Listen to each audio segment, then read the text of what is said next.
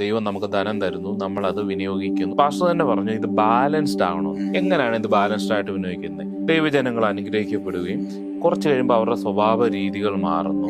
പണ്ടുള്ള പോലെ ഒരു കരുണയോ സ്നേഹമോ ഒന്നുമല്ല, പൈസയുടെ ഹുങ്കം, ഒരു ധാർഷ്ട്യം അത് വരാൻ ഒരിക്കലും പാടില്ലാത്തതാണ്. അപ്പൊ എങ്ങനെയാണ് ഇതിനെ ഈ നമ്മുടെ സ്വഭാവവും ഈ സാഹചര്യവും എല്ലാം ബാലൻസ് ചെയ്യുന്നത്? അത് ബാലൻസ് ചെയ്യുന്നത് പരിശുദ്ധാത്മാവുമായിട്ടുള്ള ബന്ധത്തില്, ദൈവഭയത്തിൽ, ദൈവവചനത്തെ മുറുകെ പിടിക്കണം. അതായത് ക്രിസ്തു എന്ന പാറമേൽ പണിയപ്പെടണം. സഭകളിൽ ഈ വചനം ശരിക്കും പഠിപ്പിക്കണമെന്ന് പറഞ്ഞതിന്റെ കാര്യം റോമർ 12 ഈ ലോകത്തിന് അനുരൂപമാകാതെ നന്മയും പ്രസാദവും പൂർണ്ണതയുമുള്ള ദൈവഹിതം തിരിച്ചറിയേണ്ടതിന് മനസ്സ് പുതുക്കി മനസ്സിനെ റിന്യൂ ചെയ്യണം. ദൈവവചനത്തിന്റെ അടിസ്ഥാനത്തിൽ വലിയവനായ ദൈവം നമുക്ക് തരുന്ന നന്മകൾ നമ്മൾ സ്വീകരിക്കാൻ തയ്യാറാണ്. ഒപ്പം നമ്മളിലൂടെ ഒഴുകണം ദൈവരാജ്യത്തിന്റെ വ്യാപ്തിക്ക്.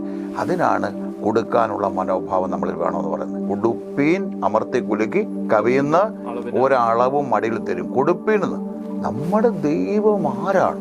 ആ ദൈവത്തിന് നമ്മളിലേക്ക് പകരണമെങ്കിൽ നമ്മുടെ മനസ്സ് പുതുക്കണം. സ്വർഗീയ അനുഗ്രഹങ്ങൾ, അബ്രഹാമിന്റെ അനുഗ്രഹം. അപ്പൊ രണ്ടെണ്ണം സ്വർഗീയ അനുഗ്രഹങ്ങൾ എന്ന് പറയുമ്പോൾ ആത്മീയമായ അതിനകത്തെല്ലാം ഉണ്ട്.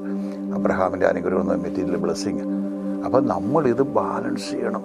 നമ്മുടെ മനസ്സ് പുതുക്കി സ്വീകരിക്കാൻ നമ്മൾ തയ്യാറാണ്. കർത്താവ് പറഞ്ഞൊരു ഭാഗമുണ്ട്, പുതിയ വീഞ്ഞ് പഴയ തുരുത്തി പകരത്തില്ല. അപ്പൊ നമ്മുടെ മനസ്സ് പുതുക്കി ഞാൻ സേവിക്കുന്ന വലിയൊരു ദൈവമാ, എന്നെ എന്തുമാത്രം അനുഗ്രഹിക്കാൻ ദൈവത്തിന് കഴിയും. കാരണം നമുക്ക് ദൈവം തരുന്ന അനുഗ്രഹം മറ്റുള്ളവരെ കൊടുക്കാനാ. ജോസഫിന്റെ അനുഗ്രഹത്തിനകത്ത് പറയുന്നില്ല, അന്ന് ആ പാണ്ഡികശാല ക്ഷാമം വന്നപ്പോൾ കൊടുക്കാനുണ്ടായിരുന്നല്ലേ. സഭകൾക്ക് വേണം. സഭകൾ സമ്പന്നത പ്രസംഗിക്കണ്ടെന്നല്ല, ദൈവം നിറയ്ക്കും. വിതയ്ക്കുന്നവനെ ദൈവം അനുഗ്രഹിക്കും.